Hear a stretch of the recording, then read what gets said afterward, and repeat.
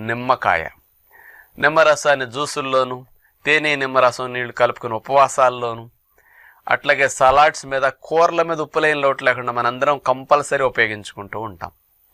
అలాంటి నిమ్మరసాన్ని పిండుకున్న తర్వాత వచ్చిన ఆ తొక్కలు ఏవైతే ఉంటాయో ఆ తొక్కల్ని ఈసారి పారేయకుండా మీరు చక్కగా మన నేల బాగు చేసుకుని మంచిగా ఈ ఎండలో ఆ నేల మీద వేసేసి ఎండనివ్వండి. బాగా ఒక వారం రోజులు బాగా ఎండితే నిమ్మ తొక్కలన్నీ డ్రైగా అయిపోతాయి. ఈ ఎండిపోయిన నిమ్మ తొక్కల్ని చక్కగా మిక్సీ వేసి పొడి చేసేసుకోండి. మెత్తటి పొడి జల్లించుకోండి. ఆ మెత్తటి పొడి తీసుకోండి. ఇంట్లో ఎప్పుడు సీసాలో ఉంచుకోండి, అది చెడిపోదు. ఆ నిమ్మ తొక్కల పొడి ఈ కెమికల్ పొల్యూషన్ క్లియర్ చేయటానికి చాలా బాగా ఉపయోగపడుతుందని సైంటిస్టులు పరిశోధన చేసి మరీ నిరూపించారన్నమాట.